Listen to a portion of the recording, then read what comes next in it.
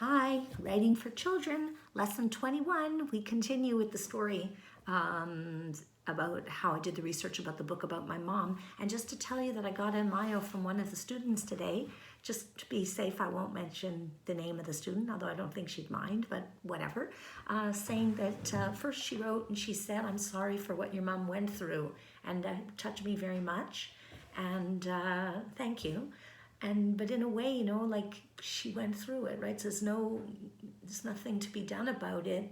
And maybe what there is to be done is to have the story and to pass the story along and to think about it and to learn from it and grow from it, hopefully.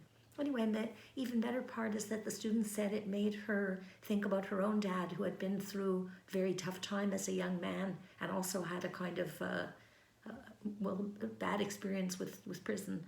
And maybe I wrote back, and I suggested when I wrote back that maybe it's her mission or one of her missions, because I'm sure you guys have more missions than just writing up stories, but maybe it's one of her missions to write that story.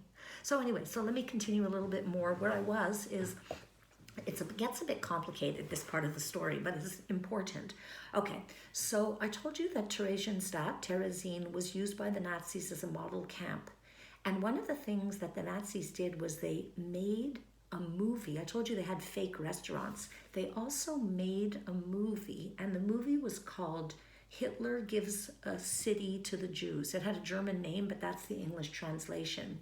And they used, because I told you that Theresienstadt sort of took famous people from cultural communities, scientists. I might tell you the scientist story, that's tomorrow. And one of them was a man named Kurt Geron. And Kurt Geron had been a very famous, first he started as an actor, and he was famous as an actor, and he was from Berlin, but he ended up as a film director. And he was one of and he would have been, because when the Nazis came to power and the Nuremberg laws were enacted, you couldn't, if you'd been a teacher like me, if you were Jew, you wouldn't be allowed to teach. If you were a filmmaker like Kurt Geron, you were no longer allowed to make movies. And Geron actually moved to Amsterdam, where, as far as I know, he never met my grandfather. But they did meet in Theresienstadt because Kurt Geron was sent there. And when the Nazis had this plan to make this movie, Hitler Gives the City to the Jews, they forced Kurt Geron to be the director of the movie.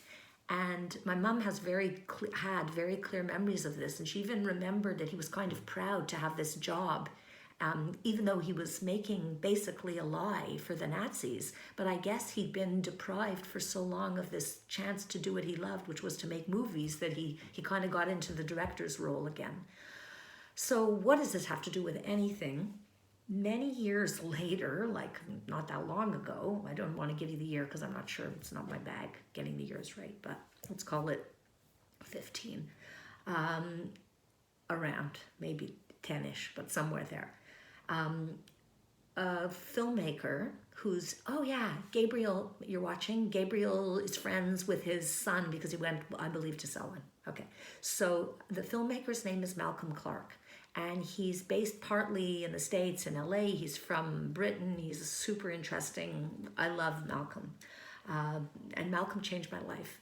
So Malcolm made a movie about Kurt Geron, and the movie is called Prisoner of Paradise. And I don't know if you could find it, like access to it online. You might look for it. Anyway, Prisoner of Paradise, and even if you think about the title, is so powerful. He was a prisoner. It's about Kurt Geron in Theresienstadt, and it's called Paradise because it was this fake paradise. Oh, all the Jews are doing so well here with the fake coffee shops, and they had fake concerts and fake stores. My mother remembers at the store all they sold was mustard, and when you're starving, mustard, even if you have the money to pay for it, it doesn't satisfy your hunger. Anyway, so I got in touch. I heard about the movie. One of my friends told me there's this guy, Malcolm Clark, he made a movie. Oh, the movie was actually nominated for an Academy Award for Best Documentary. It lost that year for Bowling for Columbine, which you might have heard of. That was one of those Michael Moore movies. Anyway, so my friend told me about the movie and I watched it. And this is the moment that was so life-changing for me. And I would have told the nonsense class, I think, because that's why it came up, I think, Gabriel, in the story about Malcolm Clark. So I was watching the movie, and in Malcolm Clark's movie, he has about 4 minutes of the original footage from that movie that Kurt Guerin made. Do you get that? This is where it gets confusing. In the original footage, 4 minutes or so, it's black and white, of course, I saw my grandparents, and they were at a fake concert. They were in the audience. And I loved my grandparents. When I was a kid, they're like responsible for a lot of really good things that happened in my life, and too hard to explain to you, but a lot of happiness and care and goodness came from, especially from my relationship with my grandparents. And I knew them. I knew them so well. I knew their eyes. I knew exactly that it was them, except their eyes were dead. I saw them, and such a weird thing, because of that movie, I saw those people in the camp, the people that I loved. My mom wasn't in the movie. Anyway, this led me to get in touch with Malcolm Clark. I made a phone call, ended up inviting him for dinner, invited my mom. My mom, I don't know if I ever told you this, extremely flirtatious, even with like men of all ages. She'd have flirted with you guys in the class if she'd had the chance to meet you. Anyway, Malcolm Clark was like 20 years younger than my mother. His wife was out of town that night. My dad was there, I was there, but it was like my mother, oh, she was crazy for Malcolm Clark. He had gone to Oxford. He was so smart. He was a filmmaker. And at one point, after all, I'd cooked the dinner, I said, can I get a word in here?